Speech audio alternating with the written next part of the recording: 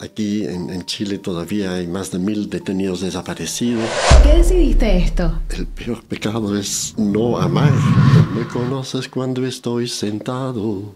Tú me conoces cuando estoy de pie. ¿Ves? Mis compañeros, amigos, hermanos, dentro del recinto carcelario, no hace basura. El Señor te ha hecho como una persona maravillosa. Guido Goossens.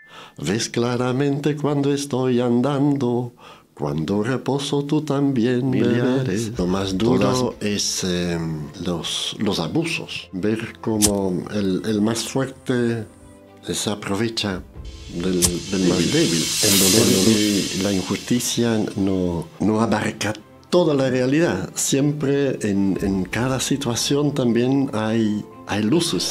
Nuestra Iglesia Católica tiene muchas deudas con la atención a los internos, con la atención también en el hospital, en comparación también con los hermanos evangélicos. Y hasta podríamos hacer el Dios te salve en neerlandés. Dios te salve María, llena eres de gracia. Wees gegroet Maria, vol van genade. Esperemos que tu Santo Espíritu también toque el corazón de las personas que pueden escuchar algún día esta entrevista.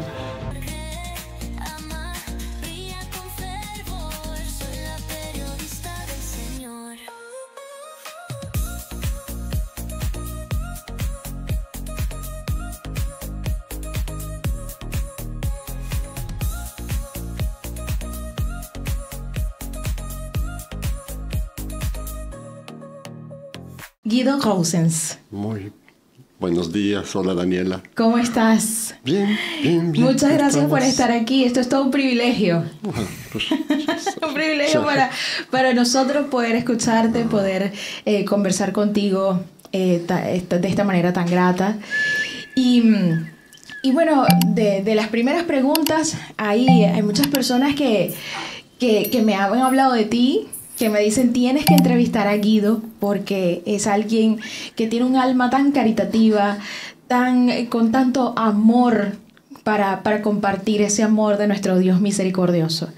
Cuéntanos de dónde vienes. Bueno, yo nací en Bélgica. Sí. En un pueblo rural pequeño, cerca de la ciudad de Amberes. Y el último de una familia, éramos 10. Yo soy el concho. Muy regaloneado por los mayores, digamos, y las mayores, porque de los 10, bueno, hay un niño que falleció pocos momentos, casi después de nacer. Pero éramos 2 hombres y después 7 mujeres. Entonces, era rodeado, digamos, efectivamente, con harto cariño. En este pueblo también, un pueblo donde la gente, eran 3000 personas que vivían en esa aldea. Claro. Más bien campesinos, se conocían. Todo un ambiente también muy católico, cristiano.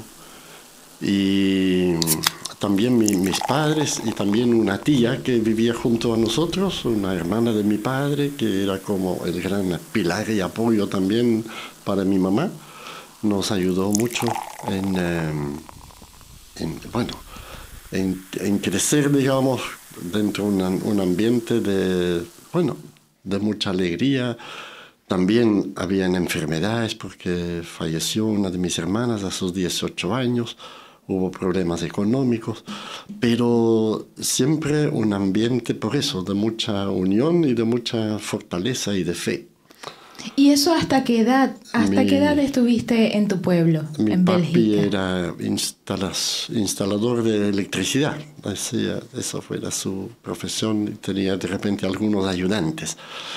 Y bueno, yo desde hasta casi, claro, terminando mi enseñanza media, a pesar de que, bueno, el colegio quedaba a 15 kilómetros de este pueblito, en bicicleta, desde niño, también andábamos en bicicleta.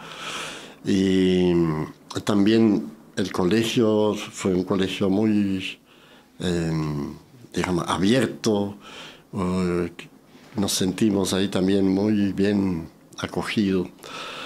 Entonces, pues claro, a mis 18 años yo opté por ir a un seminario, para ir trabajando más esa vocación que había recibido de servir al Señor. ¿Sentiste ese llamado? Sí, desde joven. ¿Qué año estamos hablando? Más o menos. No, bueno, de la edad mía, por ahí, por los 16, 17 años. Sí. Sí. Estamos hablando del... ¿Tú tienes actualmente fechas, ahora? Sí. Yo tengo ahora 77, okay. Imagínate. Entonces, estamos hablando de en los años 60. En los años 60. Un Bélgica de los 60. Sí, exacto. Bélgica de los 60, mira qué interesante. Y tú ya ahí tenías ese llamado, ¿no? De la vocación, sí, porque entrar al seminario. Por mi familia también siempre muy acogedor, católico.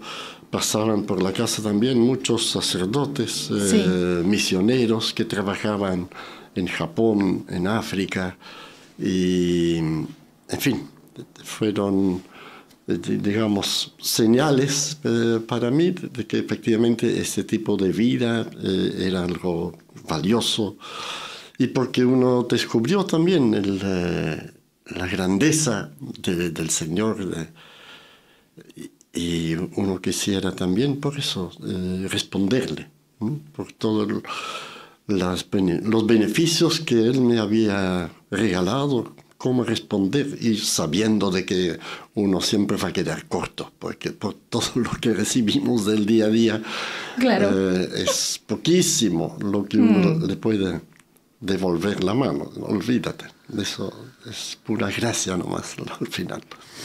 ¿Y cómo fue ese Amberes, esas huellas que te dejan tu infancia, estos recuerdos cuando veías a estos sacerdotes que venían de misión desde África, desde Japón? ¿Hay algún recuerdo significativo de ellos? Quizás una homilía o quizás algún gesto que tuvieron contigo.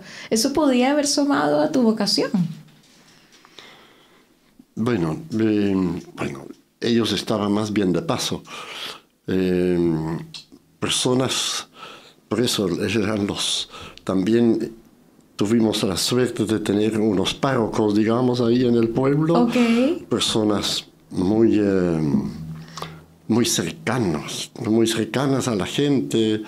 Entonces, también ellos me influyeron, porque ver el apoyo del sacerdote, por ejemplo, cuando mi hermana, que después falleció de tuberculosis, cómo él la acompañaba, cómo apoyaban a mi familia a superar el duelo. Claro. Eso eran cosas que me marcaban. Y después en el colegio también, era un colegio de los jesuitas, ver, más que nada, los gestos eran su testimonio, su modo de vivir, de poder animar, de poder motivar, de poder unir a las personas. Gente muy esperanzadora, que inyectaban, digamos así, buenas energías. Esperanza, eso. ¿Y qué significa animar? Porque yo siempre escucho como animar a las parroquias, animar a las comunidades. Cuando te invitan y te motivan a animar, tú eres una persona que anima a la comunidad.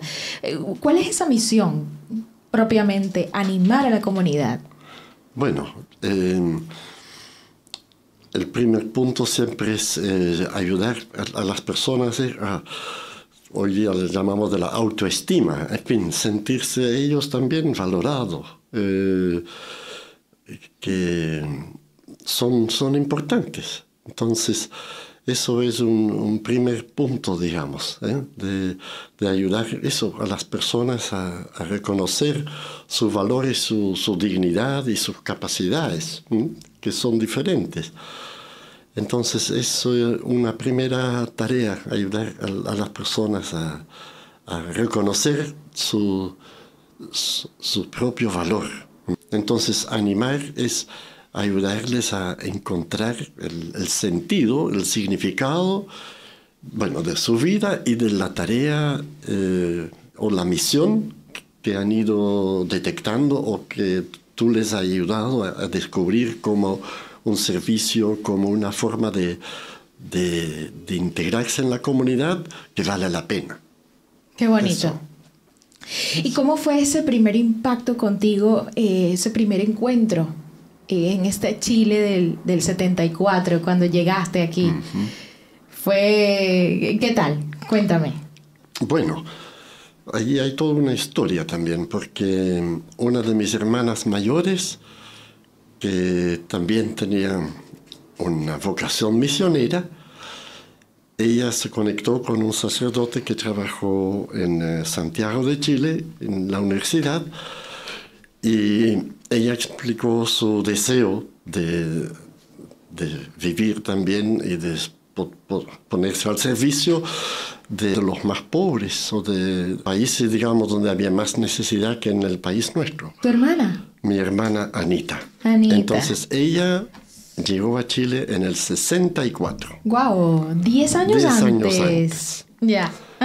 Entonces ella, muy buena escritora, entonces venían, en ese tiempo eran cartas. Entonces nos hablaba mucho de Chile, y era también en un momento de que en Chile había mucha ilusión porque asumía por primera vez un presidente demócrata cristiano. Entonces había todo un movimiento de mayor compromiso social. ¿Quién también era? Dentro de la iglesia. Era el Frei Eduardo Frei Montalva. Vale. El papá del otro Frei que asumía después en los años 90. Ya. Que también había sido muy acompañado por el entonces obispo de Talca, don Manuel Larraín, que formaban un poco en gran parte este partido para que pusiera en práctica también dentro de los proyectos políticos la doctrina social de la Iglesia. Vale. Entonces a mi hermana también eso le entusiasmaba. Bueno, entonces mi hermana nos iba informando y después yo también fui conociendo a chilenos que pasaban por la casa. Porque en Bélgica había también mucho intercambio con estudiantes y familias entre Bélgica y Chile. Y así, cuando yo estaba estudiando ahí mi teología y ciencias sociales, conocí también un sacerdote que trabajaba en Chile, en Talca. Y él después hizo el nexo con la diócesis de Talca. Mira, ok. Y en ese entonces el obispo Manuel Larraín. No, por eso ya había fallecido. Ya lo siento. Don Manuel Larraín falleció en un accidente trágico en el 66. Okay. Y en el 67 asume don Carlos González. Don Carlos González Bruchaga. Entonces él estaba a cargo de la diócesis. Y bueno, don Carlos González,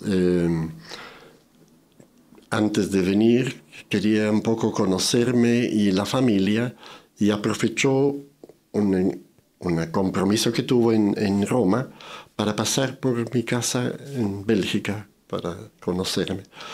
Y ese día que él llegó a mi casa fue el 11 de septiembre de 73. ¡Guau! Él llegó allí, entonces ahí vimos en la televisión La moneda en llamas. Entonces fue muy breve su estadía. Él intentó regresar, pero después la frontera estaba cerrada. Tuve que esperar en Buenos Aires varios días hasta que con el equipo del Colo le pidieron ingresar en el país. Uf. Pero ya por eso yo sabía aquí lo que cómo estaba estaban pasando, las cosas. Claro. Bueno, yo me había comprometido ya con el obispo de Talca, con este sacerdote amigo. Así que después tuvo una pequeña formación, un poco del idioma, un poco sobre otras realidades en América Latina. Tuviste que aprender español. Sí, claro. Estando aquí, prácticamente. No, en Bélgica. En Bélgica. Primero, sí. Primero en Bélgica. Usábamos unos cursos de español. Oye, Marzo ¿te puedo detener allí? ¿Cómo es el Padre Nuestro en belga? Bueno, Mira, en Bélgica no hay un idioma belga. Hay 3 idiomas en Bélgica. Ajá, a pesar exacto, de son ser varios. un país tan chiquitito.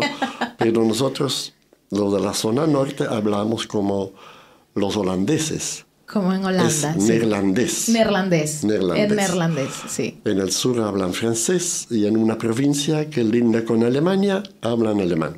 Ok. Son 3 idiomas oficiales. ¿Y tú hablas neerlandés? Entonces, neerlandés. Ya.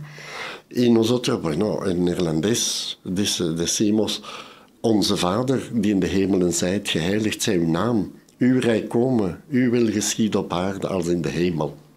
Eso. Ah, no, qué bueno, pero puedes decir completo. Ja. Tú puedes decir el Padre Nuestro y yo Ja. vuelvo a repetir, Padre Bueno, Nuestro, Onze Vader, que estás en el cielo, die in de hemelen zijt, santificado sea tu nombre, geheiligd zij uw naam. venga a nosotros tu Uw reino, rijk komen, hágase tu voluntad así en la tierra como en el cielo. uw wil geschieden op aarde zoals in de hemel. Danos hoy nuestro pan. Ok. Danos hoy nuestro pan de cada día. Geef ons heden ons dagelijks brood. Perdona nuestras ofensas, Vergeef ons onze schulden. como también nosotros perdonamos a los que nos ofenden. Zoals ook wij vergeven aan onze schuldenaren. No nos dejes caer en la tentación Laat ons niet in de bekoring vallen. y líbranos de todo mal. En red ons van alle kwaad. Amén. Amén y amén. Amén es igual. Qué bueno, qué bonito. Gracias, Señor, me alegra. Qué bonito.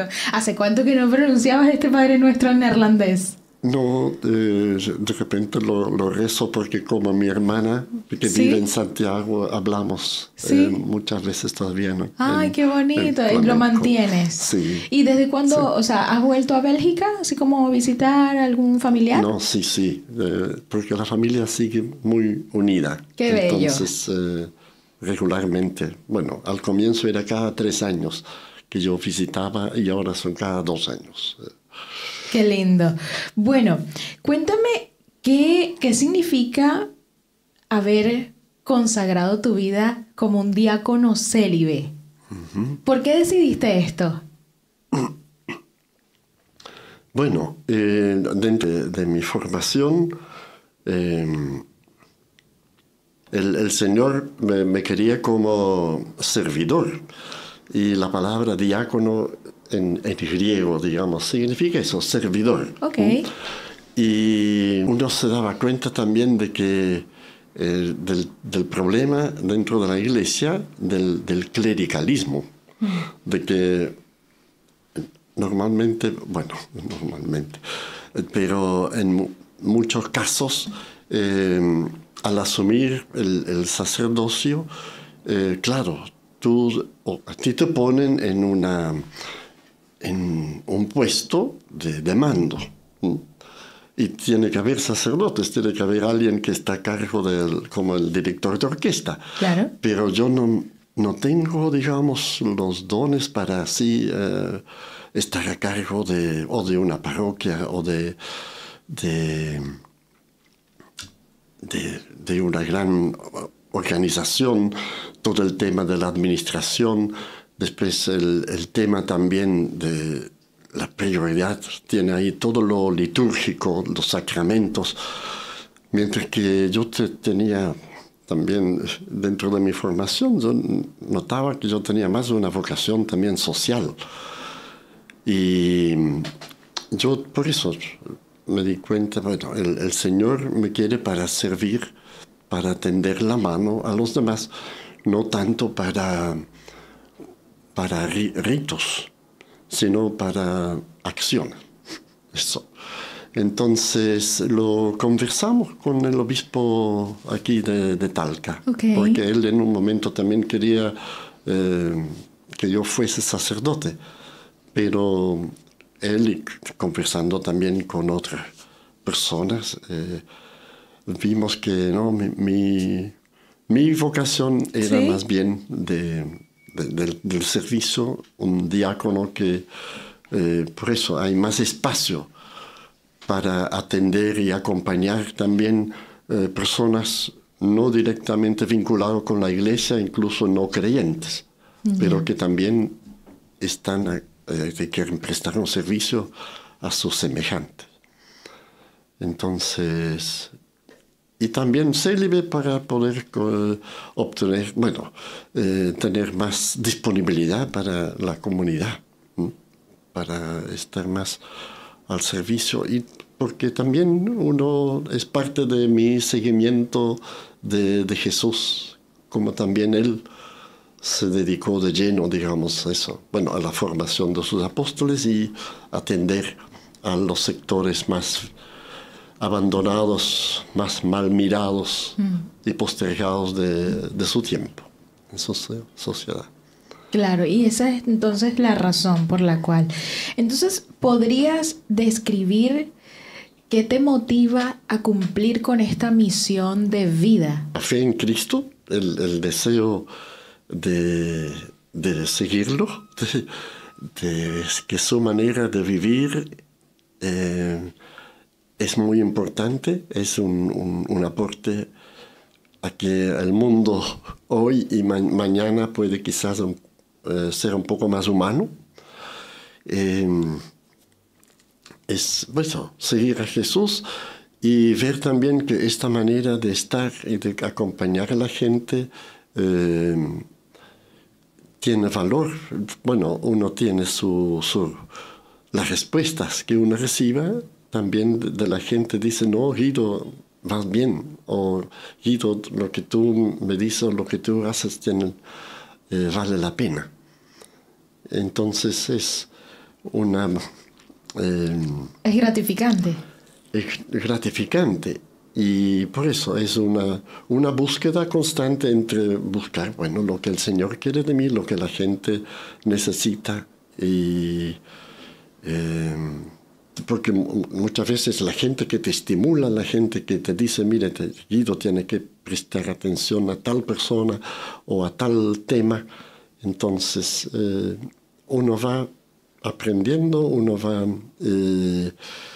caminando junto con la gente. Por eso no soy el que muchas veces tira el carro, sino camino con. Claro, y en ese caminar con la gente, ¿cómo llegaste ¿cómo llegaste a apoyar en estos espacios de abandono, que es como por ejemplo la cárcel? Porque entiendo que tu servicio pastoral está allí, ¿no? En las personas privadas de libertad, en los rostros privados de libertad. ¿Cómo llegaste a ese espacio tan duro? Estando en la población aquí en Talca, en la Bría del Sol, me di cuenta de que en varias familias tenían o el jefe de hogar o un hijo detenido. Entonces empecé a visitar, porque en ese momento estábamos todavía en dictadura, no había como una pastoral carcelaria, pero empecé a visitar a estos jóvenes o estas personas privadas de libertad. Y es ahí donde uno también se relacionaba con otros internos que no recibían visita. Entonces, porque muchas veces sucede, el interno que tiene visita invita a un compañero que no tiene a nadie para que también tiene algún momento de estar en familia. Entonces, así fui encontrando algunos santiaguinos o algunas personas de Temuco que no habían sido visitados. Y después yo empecé a visitarlos más que nada a ellos. ¿Cuándo comenzó estas visitas? ¿Cuándo comenzaron? Eso en los años 84, 85. Hace más de 35 años. Ya. Sí. Pero por eso eran visitas esporádicas. 40 años ya. Sí. Cuando después, Adelante. empezamos el camino hacia la democracia, entonces ahí el obispo don Carlos nos invita a un grupo a realizar una pastoral carcelaria. Entonces ahí ya la visita es más permanente y también podemos convocar a los internos. En ese tiempo nos facilitaban una sala del colegio para poder también hacer liturgias, actividades, contacto con otras comunidades cristianas, convivencias. Entonces, ahí ya empezó otra forma de estar en medio de los internos. Claro. Y ese... yo entiendo, ¿tú eres el vicario de la pastoral carcelaria? No, tengo esa duda. El título es como asesor. Asesor. Asesor, claro. De la pastoral carcelaria. En algunos hablan del capellán, pero sí, es como más que nada asesor. Asesor. Sí. Ok. Y en cuanto a... ¿Cómo es tu servicio? ¿Cómo es ese contacto allí cuando das liturgia, cuando haces la liturgia? ¿Se dice haces liturgia o celebras liturgia? ¿Cómo se puede usar de las dos maneras? Temas, es sí. Celebrar, ¿no? Sí. De la misma forma, ya. Sí. Y entonces sería, ¿cómo celebras la liturgia en la cárcel? Bueno, somos una pequeña comunidad, digamos. Hay un grupo de agentes pastorales. Y preparamos en grupo un texto bíblico y ahí vemos cómo podemos ayudar a los internos a entender lo que dice la palabra y también cómo actualizarlo, cómo proyectarlo en su vida. Es en una reunión previa.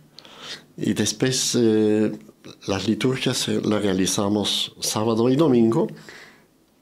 En este momento tenemos una capilla.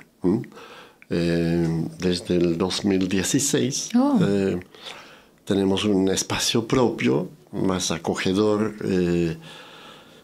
Y entonces ahí invitamos a los internos un día de tal módulo, otro día de otro módulo, porque entre ellos no pueden mezclarse. Yeah.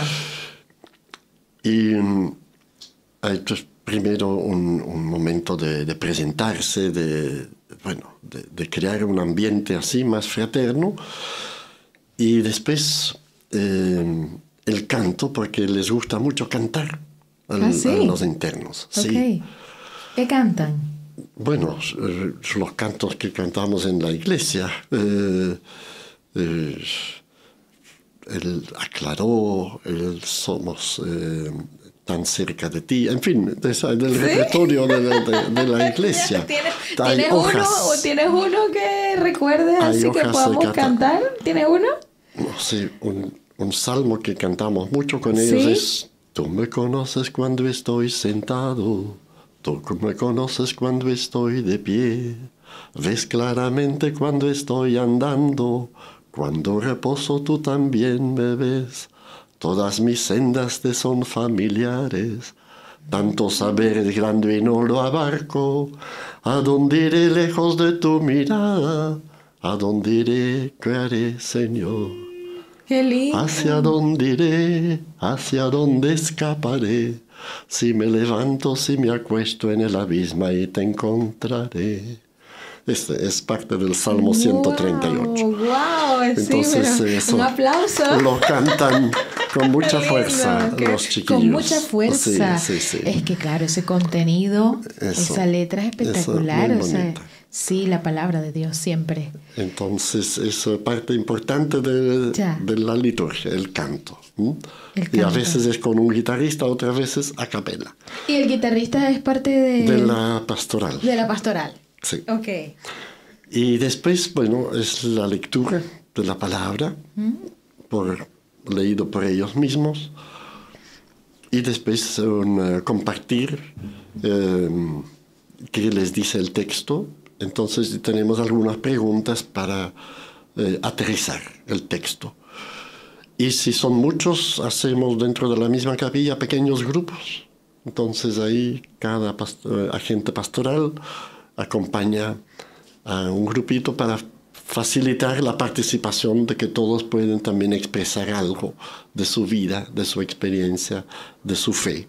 Es una dinámica en grupo. En grupo. Sí. Y después volvemos y concluimos siempre después con un momento de oración donde ellos pueden pedir, pueden dar gracias.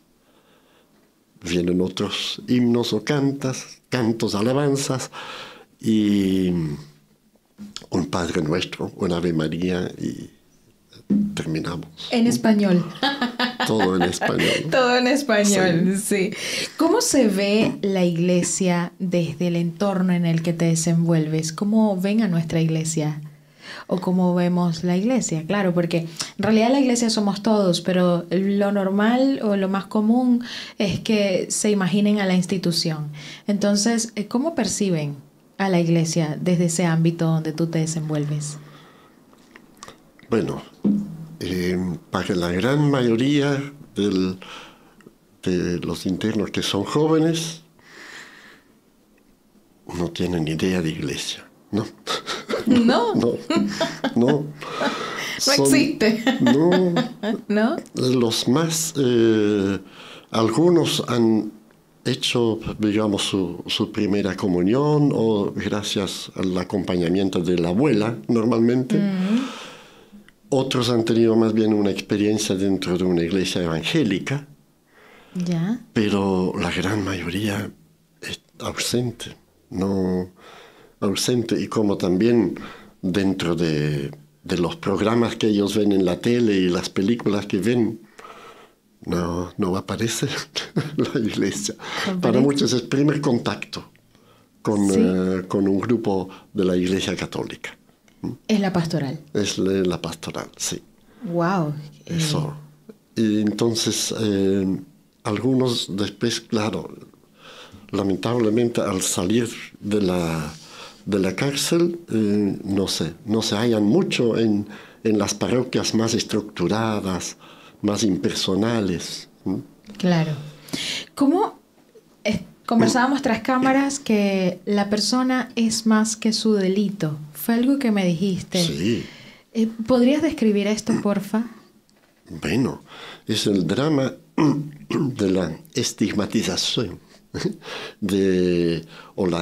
poner etiquetas a las personas por el delito que ha cometido, o muchas veces nosotros lo hacemos también porque conocemos un aspecto de la persona y así lo definimos tal cual. Y es injusto porque somos más, digamos, de lo que una persona, más que lo que puede ser una fotografía de algún momento. Entonces, estas personas que han cometido un error,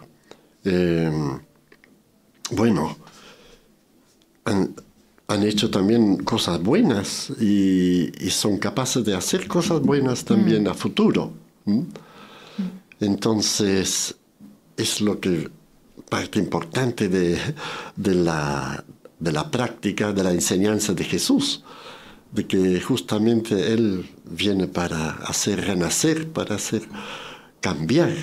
Él llama a la conversión, eso quiere decir, tú eres capaz de mejorar tu vida, bueno, mejorar tu relación con los demás. No hay que conformarte con lo que eres hoy, sino yo vine para ayudarte para que salga realmente lo mejor de ti. Claro.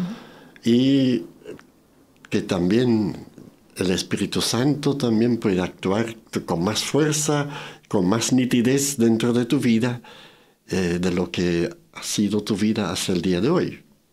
Entonces, para mí un ejemplo claro es cuando Jesús se encuentra con la adúltera, la quieren dar pena de muerte por lo que ha hecho, y Jesús dice, pero, a ver, en primer lugar, el que no tiene pecado, que tira la primera piedra. Claro. Y después dice a las señoras, señora, no peques más, siga adelante, vaya en paz. Yeah. Porque esta señora también ha sido buena madre, ha hecho otras cosas valiosas y es capaz de seguir haciéndola. Entonces, no por una caída o un paso en falso, equivocado, tú vas a echar a perder toda su vida. Toda la vida. Sí. Pero, ¿cuáles son esos delitos más, lo que ves más frecuente? Bueno, nosotros en primer lugar nunca les pedimos ¿por qué estás aquí? No, eso Ya. es una pregunta Bien. que no se hace. Cuando en algún momento ellos lo cuentan, perfecto. Pero por Porque eso, se están arrepintiendo si lo cuentan. no simplemente por confianza te lo quieren contar. ¿Y hay arrepentimiento? Hay arrepentimiento. No, por eso, esos son procesos. Claro. Esos son procesos. Y algunos sí, porque incluso hay alguna persona que dentro de su oración oraba por las personas que él había dañado, porque habían sido víctimas de su actuación. Pero hay otros que no toman conciencia del daño que han hecho. Por eso uno encuentra dentro de, imagínate, son aquí en Talca más de 1000 internos, entonces hay todo tipo de, y también según la edad, según el delito que han cometido, pero por supuesto el delito más frecuente es el robo con intimidación, con violencia, todo el tema de droga que ha ido en aumento, todo el tema, en fin, de droga y después violencia también. Doméstica. Bueno, y otra, por eso, violencia también, porte de armas.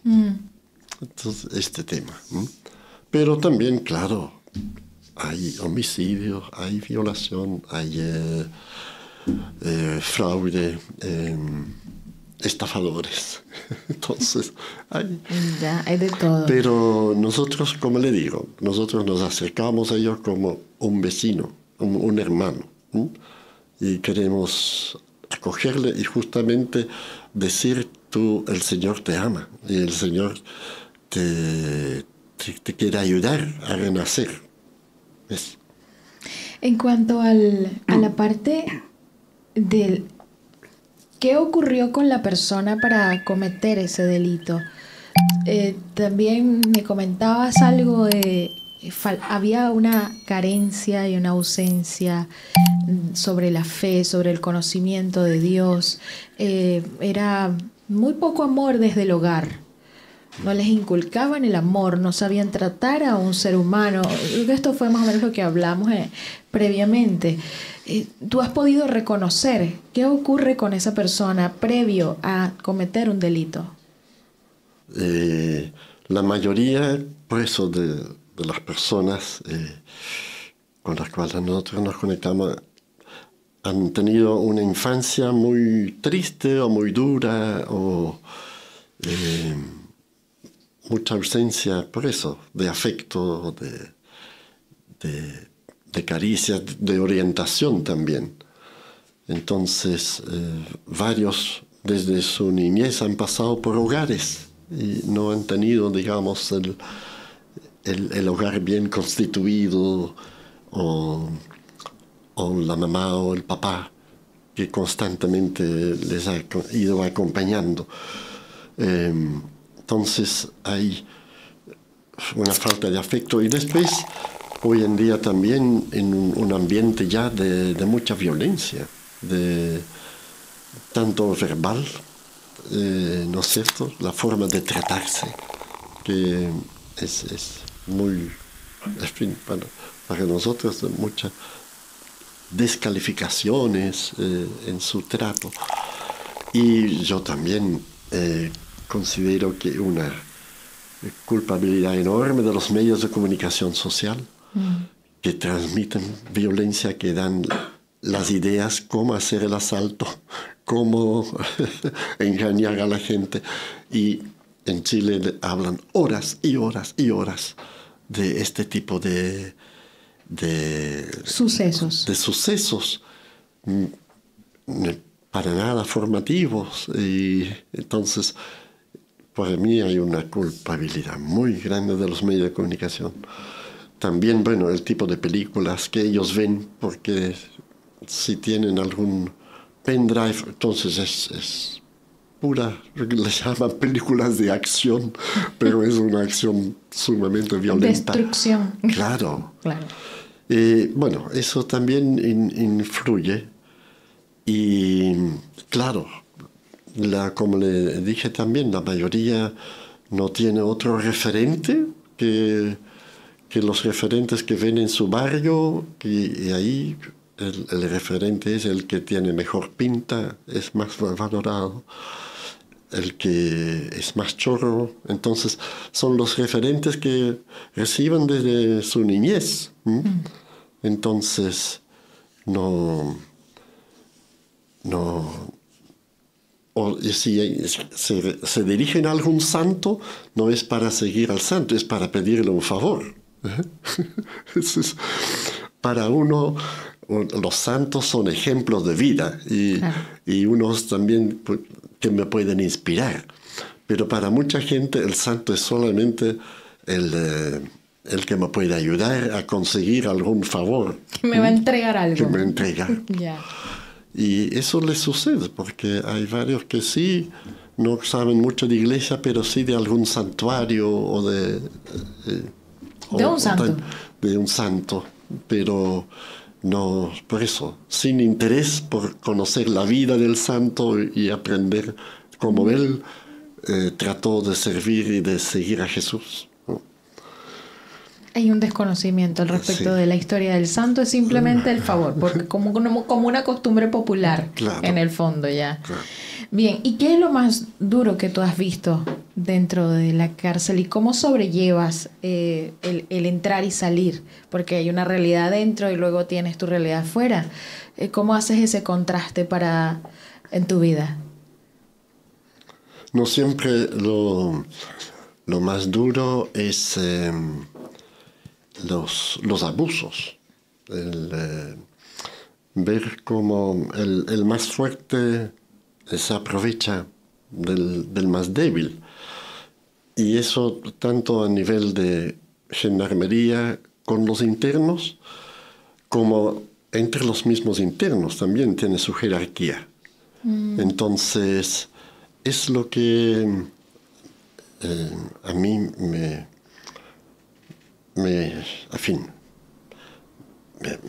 duele mucho. Y en años anteriores, por eso, hubo mayor maltrato de parte de gendarmería que hoy en día. Pero los castigos eran tremendos. Y en ese tiempo, por eso, algunas veces lo pude compartir con el jefe, con el comandante. Yeah. Algunos que estaban abiertos a esto, otros después me prohibieron la entrada por un tiempo. Pero hoy en día, claro, está en este nuevo sistema procesal, la Defensoría está en parte también pendiente de esta situación, y el Instituto Nacional de Derechos Humanos, que también hay un tipo de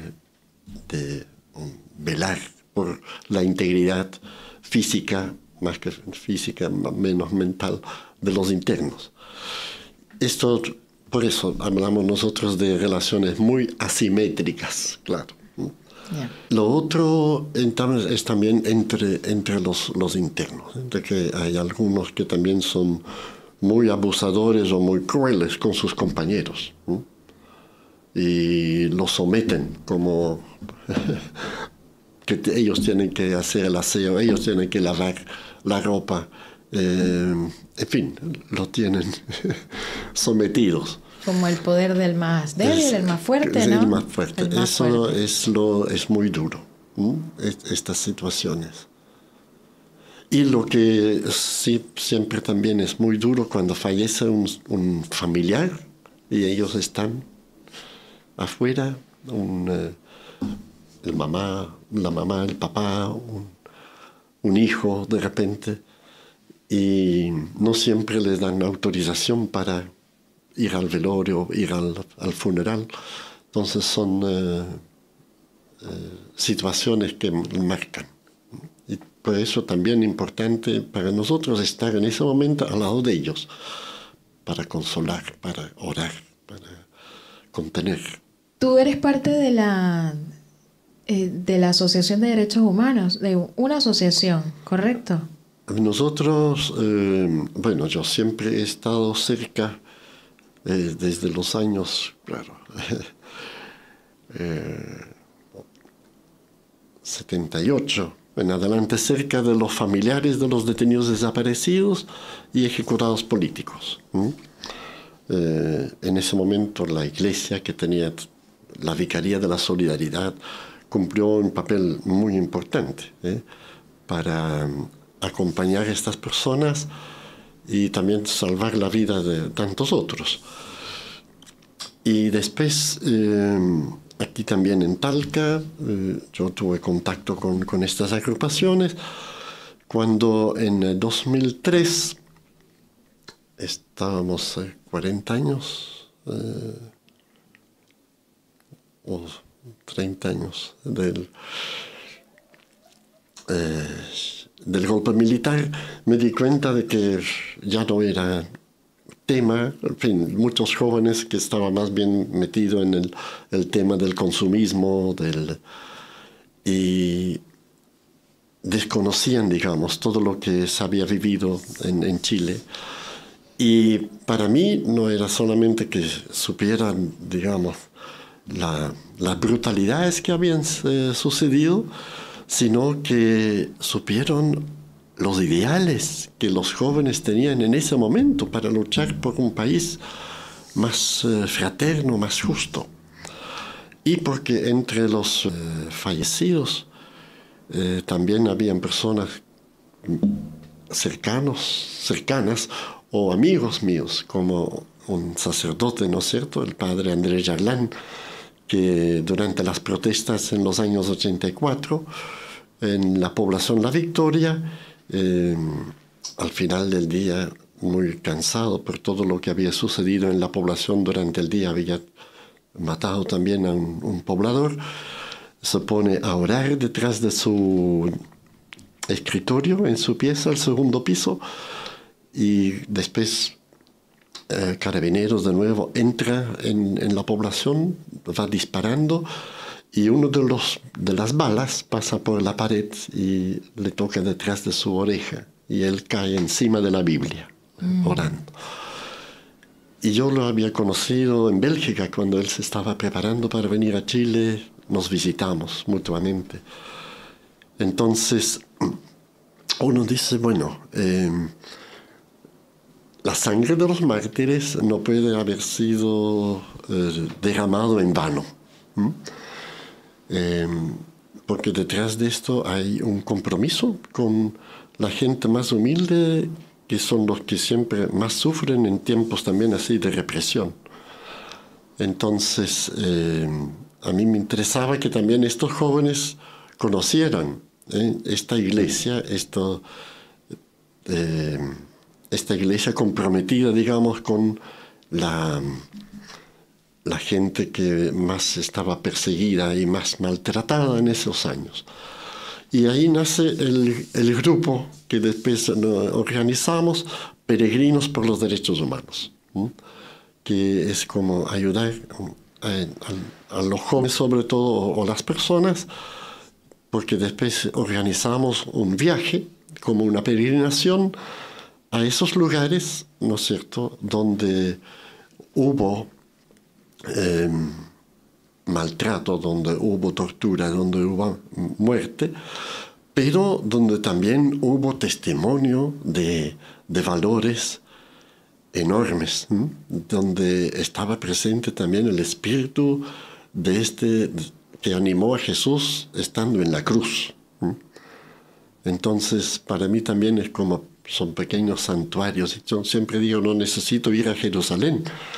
Si yo voy ahí a La Victoria, si yo voy al Puente Bulnes, donde fusilaron al padre Juan Alsina, si yo voy a Villa Grimaldi, que fue el centro de tortura y de desaparición casi mayor en Santiago, yo estoy tocando tierra sagrada, porque aquí hay gente que se la jugó, que impidió que delatar, que no quiso delatar, que aguantó por defender sus principios, sus ideales, sus valores, su fe.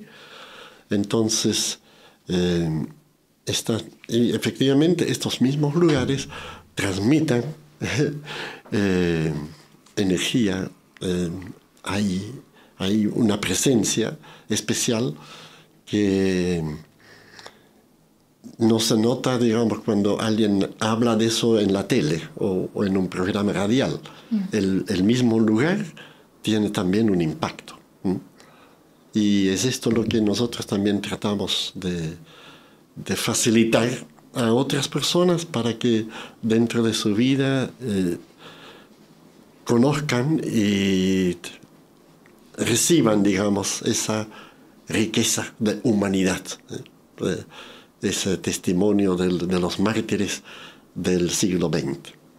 ¿Cómo puedes describir, o sea, lo que ocurrió en aquella época con la dictadura en Chile que desencadenó en todo este correr de sangre? ¿Puedes contar un poco de la historia de aquel momento? Estábamos en América Latina, por eso, en un momento donde había una efervescencia en muchos países. Y comenzaron entonces a tomar posición los ejércitos. Y eso fue una doctrina, digamos, elaborada un poco en Brasil y también en los Estados Unidos, que en el Pentágono formaban generales de América Latina para decir, bueno, si en algún momento los partidos políticos no saben dirigir, o si de repente el balance se inclina mucho a la izquierda, porque entonces le toca a ustedes actuar y asumir el poder. Y así sucedió, pero primero en Brasil, después no me acuerdo, otros países, Paraguay, Uruguay. Es la doctrina de la seguridad nacional, y que considera, digamos, el adversario político como un enemigo. Hay amigos y enemigos, y que en vez de optar por el diálogo es la fuerza, y es acallar o eliminar el adversario. Y por eso fueron regímenes tremendos. Nunca... por eso aquí en Chile antes el tema de los derechos humanos no era tema, porque no hubo tortura, no hubo desaparición. Eso eran una forma, digamos, de imponer un régimen desconocido total. Pero correspondía por eso a toda una máquina continental que se armó. Y bueno, en Argentina son más 30.000. Las víctimas son... Bueno, aquí en Chile todavía hay más de 1.000 detenidos desaparecidos, pero también el documento sobre tortura también, ahí son como 30.000 personas que han sufrido este flagelo. Más están por eso los ejecutados políticos. Entonces eso todavía sigue sangrando, esta herida. Pero para nosotros importante por eso seguir apoyando las personas que muchos de los familiares directos han fallecido, pero están los nietos, y quedan todavía secuelas de este tiempo. ¿Cómo podemos, o sea, qué respuesta le darías a quienes dicen que ya es hora de dar vuelta a la página? porque hablamos de recordar la memoria, de que no pueden morir en vano y que esto tiene que continuar mostrándose. Pero aquellas personas que dicen eso ya es pasado, demos vuelta a la página, ¿qué les podrías responder? Drama también es el tema ahí de la impunidad de los agresores, digamos. Por ejemplo, bueno, en nuestros países que sufrieron la Segunda Guerra Mundial, pero después nosotros no seguimos teniendo resquemor con los alemanes. Tranquilo. Porque, bueno, ahí también fueron después vencidos, digamos, pero hubo desprejuicios, hubo una respuesta que permitía, digamos, de que las víctimas podían estar un poco más en paz. Pero aquí, por eso, el tema es, mientras que estas personas no saben realmente lo que ha sucedido, que queda ahí esta herida sangrando. Bueno, yo tengo aquí el libro de una de las últimas cartas de Papa Francisco, sí, donde él habla justamente el tema de la memoria, y él dice que el olvido nunca es solución. Hay que asumir lo que fue también el Holocausto, Nagasaki, Hiroshima, y también en América Latina, con la idea de que nunca más van sucediendo situaciones similares, ¿no? Pero, y también eso para mantener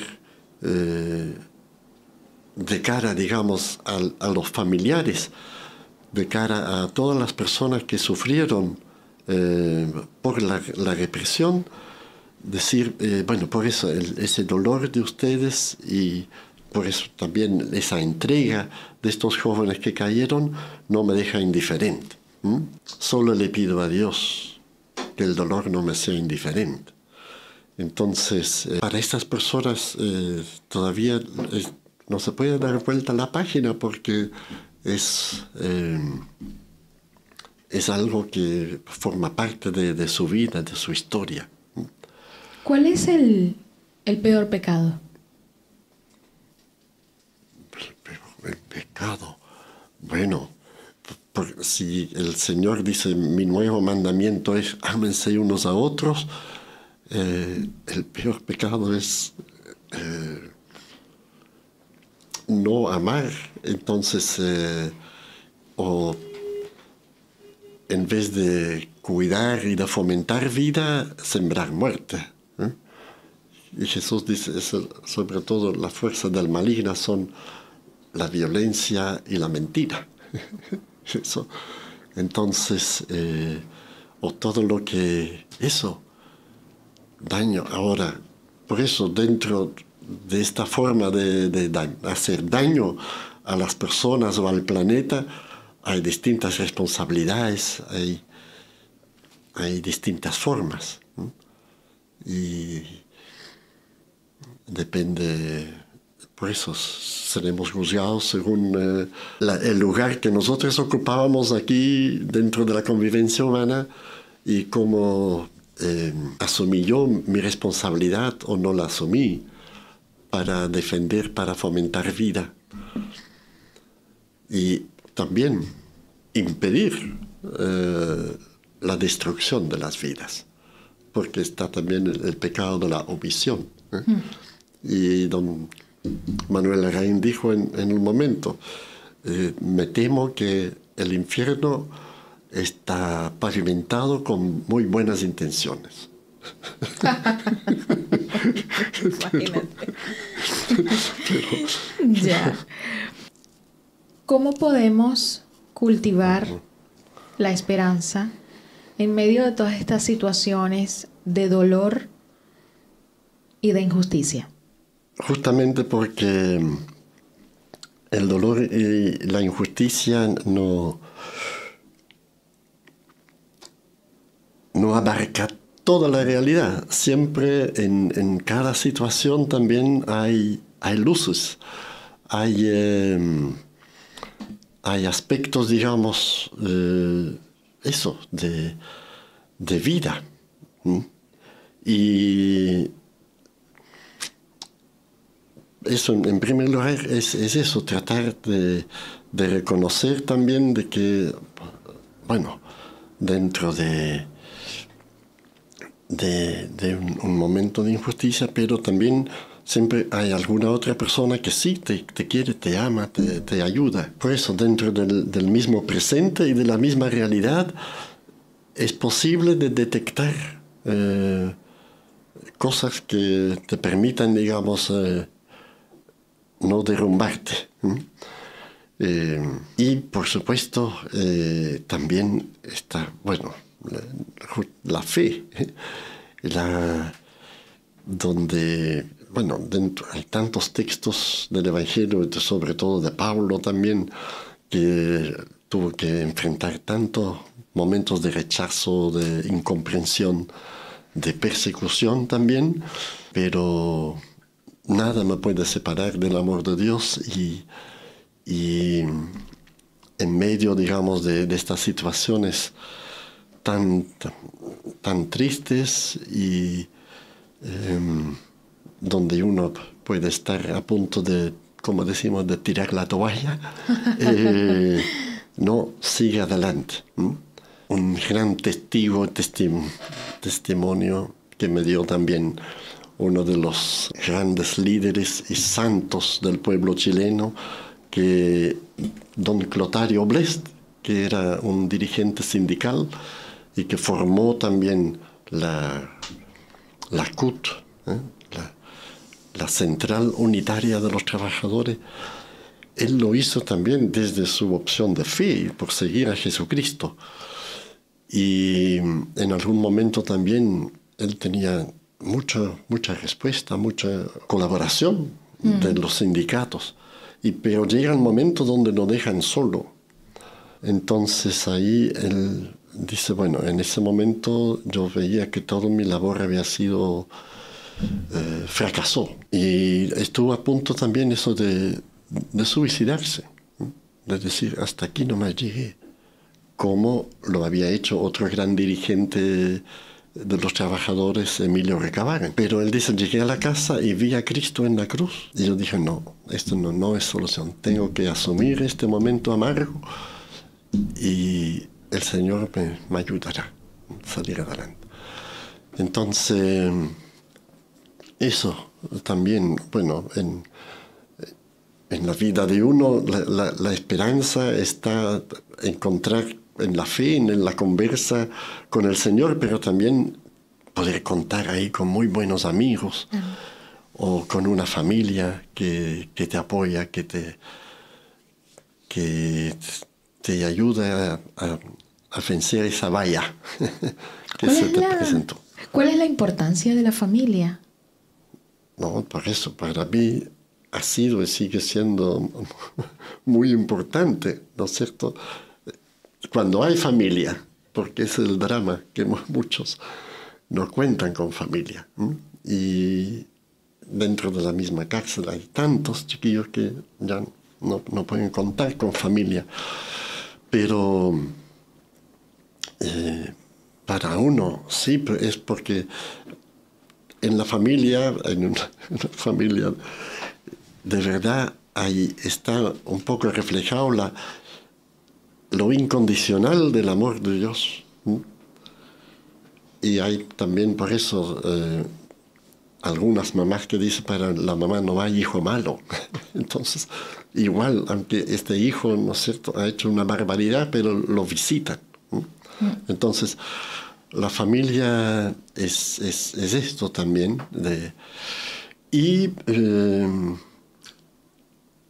también en cuanto a orientación te puede dar, pero muchas veces eso lo encuentro más en amigos, en otras personas más vinculados con la iglesia. ¿Como otro entorno? Que te orientan, ¿no? Otro sacerdote, un grupo de espiritualidad donde uno también encuentra valor y que te inyectan, digamos, la esperanza. El fracaso o una pérdida no es la última palabra.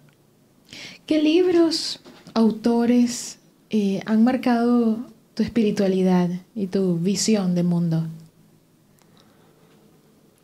Bueno, ¿Hay alguno que puedas sugerir? En Bélgica son algunos sacerdotes y teólogos. Por ejemplo, el sacerdote que trajo a mi hermana a Chile, padre Florencio Hofmans. Después el sacerdote que me trajo a Talca, que es un gran teólogo, padre José Comblén. Y dentro de la espiritualidad o la teología latinoamericana también está, bueno, el padre Ronaldo Muñoz, con quien viví yo, un teólogo chileno, padre Pablo Fontaine, padre Esteban Gomucio, que son sacerdotes de los Sagrados Corazones, y que son grandes maestros. Entre los obispos fue don Fernando Aristía, don Enrique Alviar, el mismo don Carlos, que sus escritos hasta el día de hoy también me inspiran. El padre Pepe Aldunate, el John Sobrino. En fin, son unos cuantos. Sí, son muchos. Sí, son muchos, qué bueno. ¿Eres un buen lector? ¿Un ávido lector? Bueno, me queda poco tiempo. Entonces, para sentarte a leer. Eso me pasa. ¿Qué haces en tu tiempo libre? Bueno, es poco el tiempo libre. Dormir.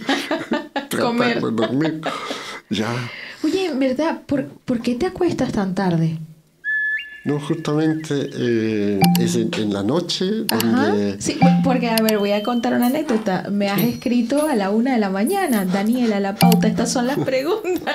Esta pregunta podemos ajustarla. 1 de la mañana recibo yo un mensaje. Pero varias veces, o sea, yo encantada de recibirlo. Yo recibo mensajes 24 horas, la verdad, los 24 horas del día. Pero me sorprende, en tu caso, por cómo haces para estar despierto hasta tan tarde. Me imagino que te levantarás muy temprano por la mañana. No, por eso no me levanto tan temprano. Ya. No. Yo trato por lo menos de dormir 5 horas. Igual. Eso. Igual es poco. 5 horas calcula, es poco. Sí. ¿A qué hora te levantas? Por eso. A las 7:30, 8. Vale. Sí, ya. Pero también... Depende un poco de las circunstancias, pero ¿por qué tan tarde? Muchas veces hay velorios, en fin. Sí. Mi trabajo más o menos termina en la casa de acogida tipo 10. De la noche. Entonces, de ahí voy a mi casa o a un velorio. A un velorio, ya. Y después, en la casa es el momento de estar más tranquilo. Claro. De escuchar trato de escuchar las noticias de las 12, porque muchas veces no alcanzo a ver las noticias en la tele en el día. Claro. Preparar y leer en la noche para preparar temas para el día siguiente. Y la noche es el momento de tranquilidad, porque durante el día ¿Y cómo? Siempre rodeado casi de gente. Sí. Siempre rodeado de gente durante el día, claro. Sí. Y ocupas el tiempo como para todos. O sea, ¿podrías describir un día tuyo? Eso sí. ¿Cómo podría ser un día con Guido Goossens? Porque eso depende también, pero cada día es diferente. Eso sí. A ver. Algunos. Los hidrogoses no tienen una vida así muy ordenada o sistematizada. Ok. No hay rutina. No hay rutina. Ya. Y es un defecto, pero también es una virtud, por eso, la oportunidad de una disponibilidad que yo tengo y que la gente valora. De que mis horarios son bien flexibles. Hay algunas reuniones que son fijas, pero hay otros espacios que se van llenando, digamos, en la medida que avanzan. Son las 8 de la mañana, comienza tu día, ¿qué haces? Hay un momento, bueno, de ver de repente los WhatsApp o llamadas que han habido para responder, un momento de tomar desayuno. Es algo bien sencillo que prepara después de un momento de oración. ¿Qué preparas? No, un pan con queso, un pan con cecina y... ¿Sí? Porque quizás tengas alguna costumbre tuya, belga. Taza de leche, no. ¿Más chilena? No, una sí, costumbre chilena ya. Sí. Ok. Todo express. Express. Y de repente también, claro, si hay alguien que alojó en tu casa, tú tienes que tomar un poco más tiempo para estar con esa persona y servirte. Compartir el desayuno. Sí, ya, claro. Y después una vuelta por la casa de acogida que tenemos para personas que salen de la cárcel y que no tienen a dónde ir y donde permanecen unos 4 meses o algo así. Entonces, a ver cómo están. Y les después, saludas, haces una oración. Ya, más que nada un saludo. Ver cómo están, qué planes tienen ellos también para el día. Y después, tipo 10, claro, ahí viene un ingreso en la cárcel, 10 y media. De repente hacer compras todavía para también, o para la casa de acogida, o para los chiquillos de la cárcel que encargaron cosas para llevar. Sí. Y después... ¿Y qué te encargan en la cárcel? Bueno, como para que les lleves. Algunos son materiales para trabajar, cuero,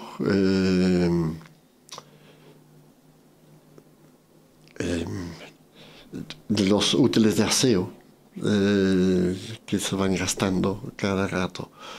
Algunas veces una ropita. Sí. Pero después hay que... Trato de ir, pero no me resulta, después a las 12 a la Eucaristía. ¿A las 12? Aquí en el centro, sí. ¿En la catedral? O en la iglesia del Santuario María Auxiliadora, en la 2 Sur. Ok. Porque lamentablemente la catedral han dejado de cantar las personas. Para mí es importante mi conexión con el Señor, el canto. Por lo menos ahí donde los hermanos salesianos, ahí el pueblo canta. Sí. Aquí en la catedral escuchan a un caballero que canta muy lindo, pero el pueblo no canta. El pueblo no canta, ya. Es parte importante, digamos. Entonces tú prefieres ir a una Eucaristía donde haya claro, un canto, sí. donde todo el mundo se involucre cantando allí. Claro. Ya. Que bueno, tú también eres un buen cantante, ya te escuchamos. Sí. Y después, bueno, a veces es con almuerzo, otras veces no. A veces almuerzo después de las 4. Wow. Porque después en la tarde vuelvo a la cárcel y en la cárcel uno puede estar hasta las 4. Sí. Entonces, de repente aprovecho este tiempo. Otras veces sí, voy también a la casa de acogida, almuerzo ahí o tengo una invitación para almorzar en alguna familia. Y bueno... ¿Después de las 4? Después empiezan otro tipo de reuniones. De actividades, muchas veces, reuniones. Claro. Sí. O visitar familias. porque las reuniones, claro, algunas veces de la pastoral carcelaria o el tema de los derechos humanos o con la casa de acogida, que también hay un equipo con quienes nos reunimos de vez en cuando. Pero entre tanto, bueno, hay muchas visitas que yo hago a familias. A familias. Sí. Y Entonces, después se hacen las 6, las 7, ¿te haces la oncecita? No, normalmente en la casa de acogida después de las 7:30, 8. Ya, para las 8 ya. Momento, sí. Pero llegas a tu casa entonces sobre las 10, ¿no? Sí. Claro, porque si luego hay un velorio o Claro. un funeral, entonces... Pero por eso, día por medio también una visita al hospital. Al hospital. Sí, también claro. Importante. Sí. ¿A los enfermos? Enfermos. ¿A llevar la comunión? ¿Puede ser?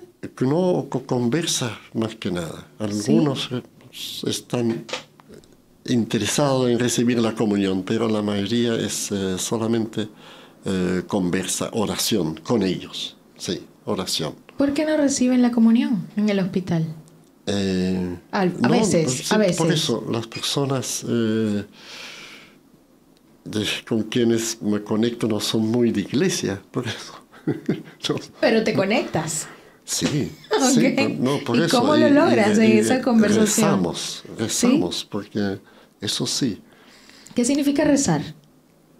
Eso, hacer presente al Maestro y al Jesús y ponernos en sus manos y pedir también que recibamos su espíritu para poder enfrentar esta situación con fe y igual amando y tratando ahí de valorar también en esta circunstancia los gestos sencillos de una enfermera, de un compañero de pieza,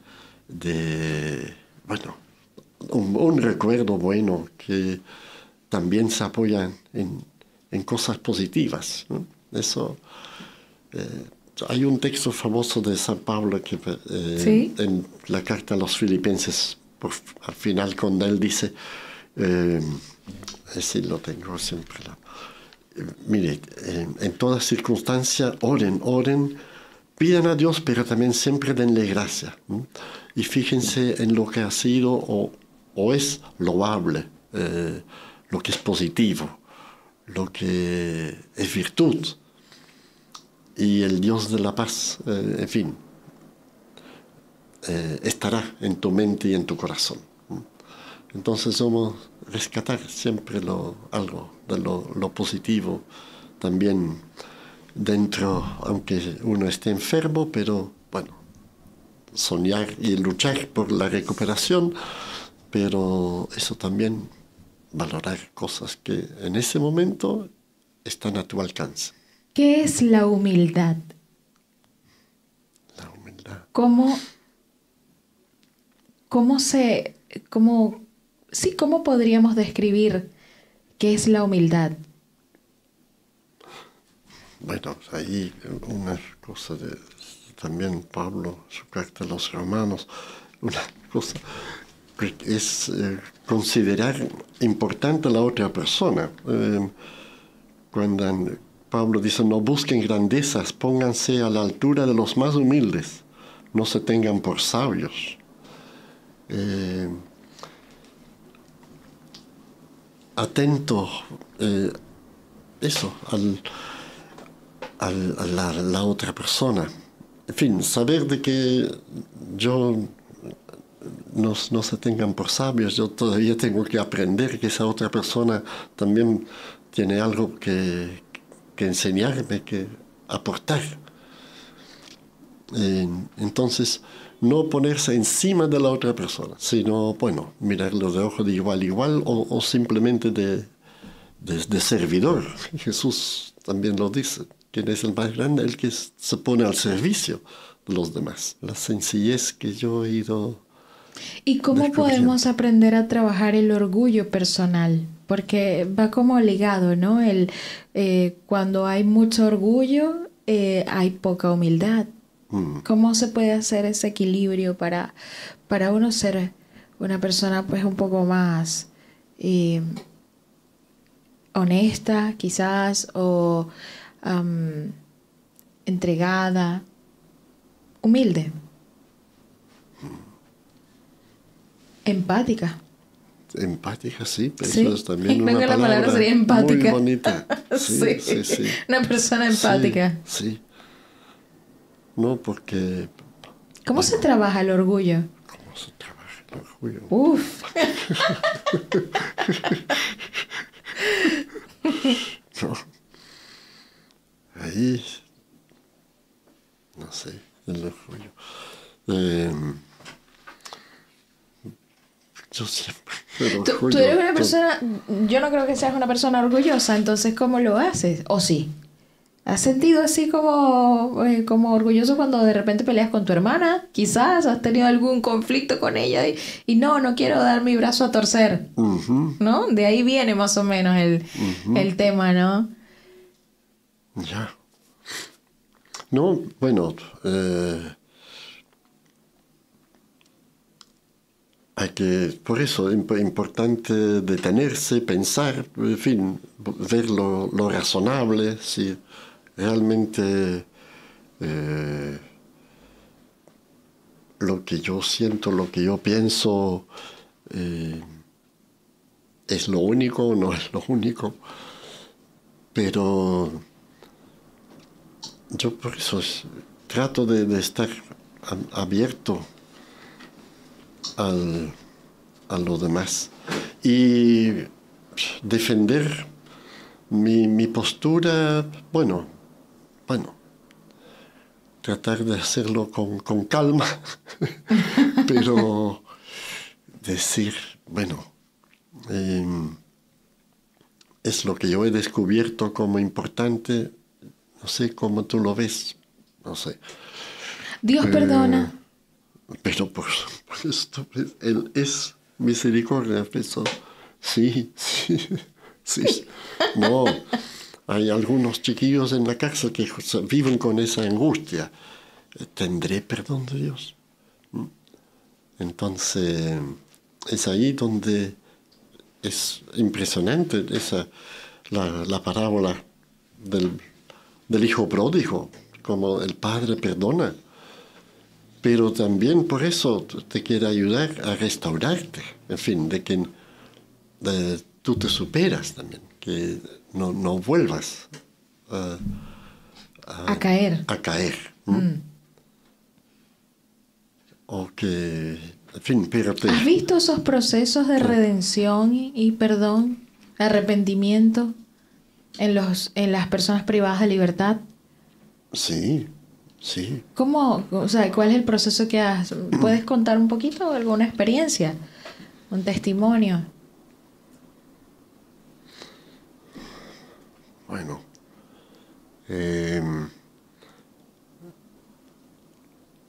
Bueno, pues está dentro de la cárcel también hay un apoyo de psicólogos, asistentes sociales, hay talleres que les ayuden en el proceso de reinserción. Y nosotros con el Evangelio también vayamos aportando en eso. Y ellos, por eso, en estas conversas o en este proceso, por eso es el tema de la toma de conciencia de que efectivamente mi actuación ha sido nociva. Hay otra reacción que dice, bueno, que la misma situación de la cárcel y todo el sufrimiento que esto implica es también para algunos decir eso nunca más, no quiero nunca más volver a sufrir lo que yo he sufrido aquí detrás de estas murallas y detrás de estas rejas. Y que por este motivo, digamos, han ido ajustando su conducta. Pero otros que efectivamente descubrieron otro proyecto de vida. Bueno, pienso en una persona que después fue mi ahijado de confirmación también, Sí. que descubrió eso, en fin, que Jesús quería que él no hiciera más daño a otras personas. Entonces, y él ha luchado hasta el día de hoy por eso, para no volver a hacer daño, y ha valorado más su familia, la vida familiar, el trabajo, es capaz de aguantar también trabajo pesado, de repente maltrato en el trabajo, pero quiere ser consecuente con esa opción de que ya, eso es la vida, digamos, que me permitirá vivir con cierta tranquilidad y no regresar, digamos, a la casa. Ya. Entonces hay casos de éxito. Sí, es uno. Y después mucho depende por eso de la familia que te apoya en este proceso, o una buena pareja. Para muchos el hecho de tener hijos, de que no quieren ver cómo crecen sus hijos, cómo disfrutar de los hijos, y estando adentro, eso también es uno de los dolores más grandes de los papás, no poder estar con el hijo, su cumpleaños, cuando se recibe en la escuela, en fin, un día de Navidad. Entonces, cuando logran valorar eso y por no perder, digamos, esas instancias, esos momentos, renuncian, digamos, a aquello que podría impedir la cercanía, la presencia en la familia. ¿Has sentido alguna vez frustración por no lograr impactar o infundir la fe en el corazón de un preso? Bueno, más que la frustración, la fe, porque yo siempre digo, el Señor también usó la parábola del sembrador, hay que sembrar, y una parte nomás de la semilla va a poder dar frutos, y otra parte va a caer en una tierra rocosa, habrán matorrales. Entonces, en ese sentido, yo tampoco me hago muchas expectativas. Okay. Pero feliz cuando uno ve que, ¿no es cierto?, esta semilla va dando fruto. Pero más que la fe, por eso nosotros trabajamos sobre todo el tema del buen trato, porque eso es también en el Evangelio. Tratan a los demás como tú quieres que te tratan a ti. Si es con fe o sin fe, pero el trato, por eso de nuevo este mandamiento del amor, eso es lo principal, de eso se trata. Claro, yo te lo pregunto porque de repente los médicos, la relación médico-paciente, tratan de poner, se ponen como una coraza si el paciente no va a sobrevivir. Entonces, si llegan a establecer un vínculo de cariño, luego se sienten muy tocados, ¿sabes? Les duele mucho cuando pierden a su paciente. Y entonces, en líneas generales, tratan de ponerse esa coraza para no lastimarse. En tu caso, ¿cómo lo haces? ¿Cómo te proteges? Volviendo por eso, ¿Sí? la frustración por eso se da sobre todo cuando tú ves que hay personas que han ido dando pasos que tú esperas que podrían ser un buen cristiano o cooperar dentro de tu proyecto, de tu iglesia, y de repente te dejan solo, o en fin, el tema de la decepción. Eso pasa de No repente. te frustras, te decepcionas. Pero ahí también uno, como le decimos en Chile, hay que arar con los bueyes que hay. Ya. Hay que arar con los bueyes que hay. Y de repente hay muchos voluntarios que para algunas actividades y para otras actividades aparecen uno o dos. Ya. Entonces, pero con el tiempo uno va tratando de entender y decir eso. Bueno, Señor, hagamos lo que podamos, en fin, y con las personas que en este momento estemos. ¿Y qué sueños, mira, esta es una pregunta más, qué sueños te quedan por cumplir en tu servicio pastoral? Bueno, el sueño, y es un desafío, es asegurar la continuidad. Bueno, a mí me puede pasar cualquier cosa. Entonces, ¿cómo incentivar más cristianos para ese tipo de trabajo? Porque nuestra Iglesia Católica tiene muchas deudas con la atención a los internos, con la atención también en el hospital. Hay lugares, en fin, donde estamos en comparación también con los hermanos evangélicos, vamos atrás. Entonces, por eso es un desafío, pero por el hecho, como le digo, que yo soy el hombre disponible para cualquier servicio, de repente me cuesta concentrarme y dedicarme a la formación de futuros agentes pastorales, ¿no es cierto? Detectarlos también, visitar comunidades o parroquias para ahí motivar a algunas personas para que se incorporen en esta labor. Eso es ¿cómo decir? Una inquietud que llevo.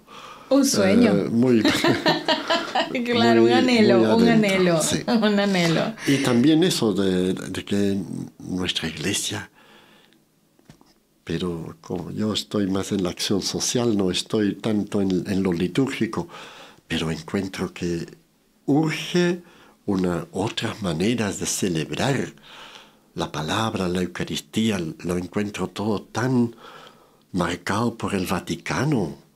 Y el Papa Francisco también, algunos de sus actos, dicen, oiga, más creatividad, adáptense al lenguaje de la gente con quien tú te conectas. Eso fue el don de la Pentecostés. Cada uno entendía hablar al apóstol en su idioma. No tenía que aprender hebreo, pero a nosotros nos obligan a entender unos términos de una teología de años atrás, pero para la gente no dicen nada. Entonces ahí también es un sueño, y por lo menos en mi tierra han habido adaptaciones de textos litúrgicos, de ritos, que correspondan a la cultura del belga en ese momento. Pero aquí todavía hubo un tiempo, pero después hubo un retroceso. Entonces de nuevo volvimos a los textos que son ordenados por el Vaticano y la forma de organizar la comunidad según el derecho canónico, y para mí eso es una coraza, no tiene que ver con el Evangelio. Claro. Eso. Entonces, ¿qué mensaje le podrías enviar a aquellos jóvenes que están en malos pasos? Que les puede conducir a este futuro tan nefasto. Bueno, si tú sientes que efectivamente lo que estás haciendo puede causar daño a ti mismo, daño a otros, cómo detenerte, cómo pensar un poco sobre lo que estás haciendo. Y lo importante es hacer de poder decir no en algunas circunstancias, ¿no es cierto? Uno siempre piensa cuando hay mucha droga, cuando hay mucho alcohol, cuesta de no compartir, digamos, con los demás, y la presión de los otros es muy grande. Entonces, ¿cómo conseguir ahí la libertad suficiente, libertad interior, para decir, oiga, no, me está haciendo mal.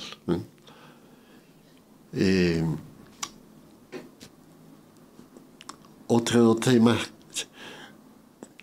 para nosotros es importante de que tú puedes conectarte con personas, digamos, que hacen cosas más positivas. Que tú puedes, por eso, encontrar un trabajo, valorar el hecho de que tú puedes trabajar, que tú puedes adquirir un ingreso que es fruto de tu sacrificio, de tu esfuerzo, y reconocer ahí también el valor. Bueno, hoy en día no leen, ustedes no leen mucho, pero ven mucho TikTok. Entonces ahí también buscar aquellos mensajes o aquellos videos, películas que te ayuden a valorar lo que es valorado por Jesucristo. Veo que algunos, por eso efectivamente, incorporan dentro de su repertorio alabanzas,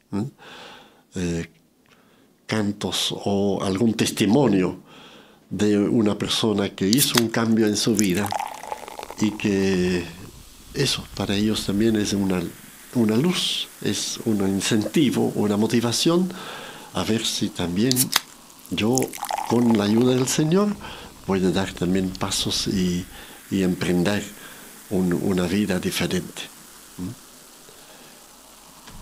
Eso, sí, pero después se necesita una interacción para poder realmente ir. Anoche, bueno, me encontré con una persona que estuvo también ahí tomando en la calle. Yo le hablé de un grupo de alcohólicos anónimos. También es una forma, ¿no es cierto? También dentro de la parroquia hay un grupo de narcóticos anónimos. Cómo dejarse acompañar por estos compañeros o compañeras que dieron el paso a una vida sin alcohol o sin droga, y dejarte también eso, guiar, inspirar por ellos. Eso, espero. Ya. Muchas gracias, Guido. Eso. Ese mensaje para aquellos privados de libertad. Ya. Puedes entregar el mensaje a una persona que está privada de libertad.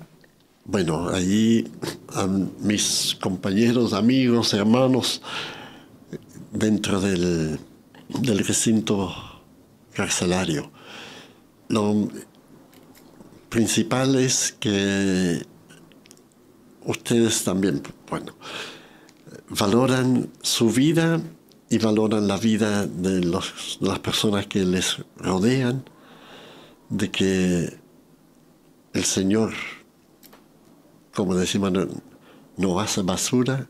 El Señor te ha hecho como una persona maravillosa y te quiere ayudar también a que aflore en tu vida lo mejor, lo más positivo, lo más noble que tú llevas adentro, en tu corazón.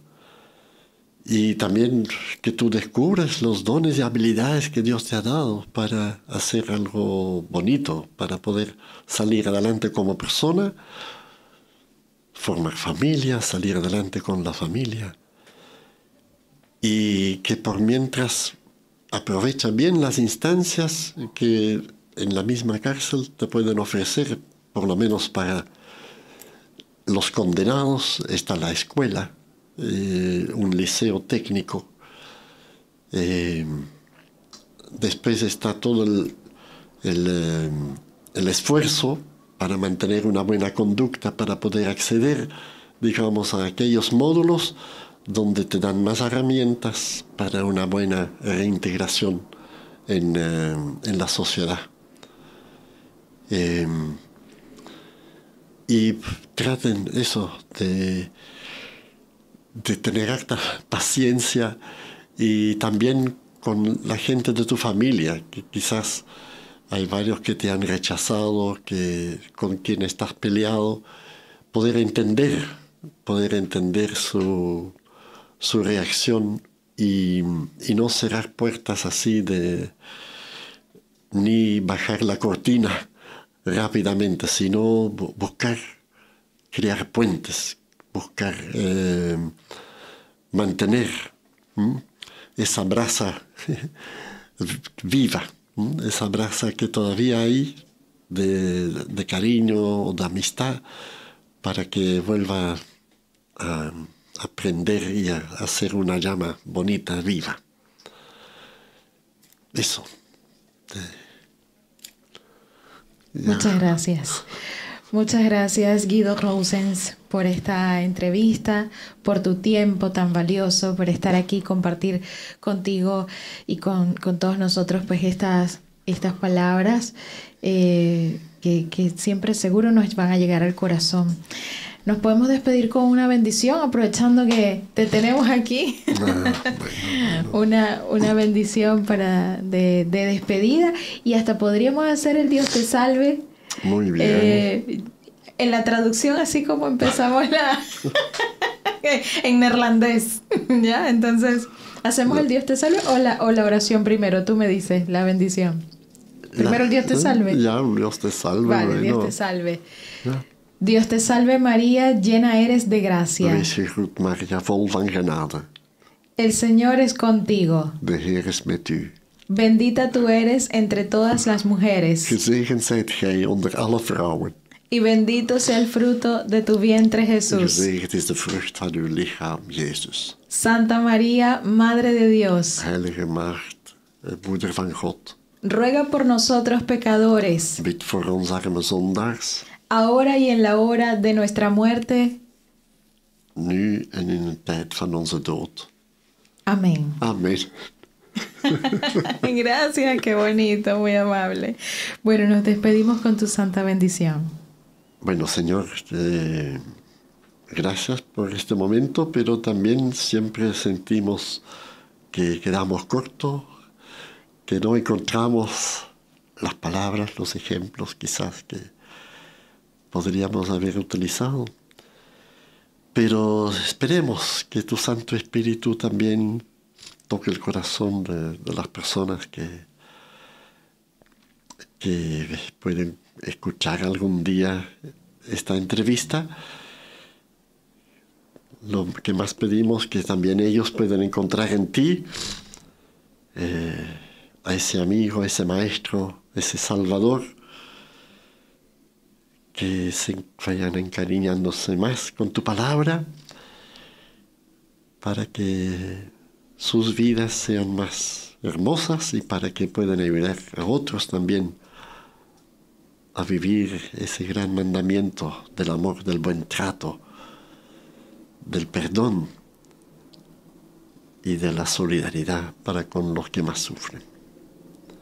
Para esto, danos tu bendición, danos tu Espíritu Santo, el Padre, el Hijo, el Espíritu Santo. Amén. Amén. Amén. Muchísimas gracias. Nos vemos en una nueva edición en el canal de la Periodista del Señor con Daniela Extraño.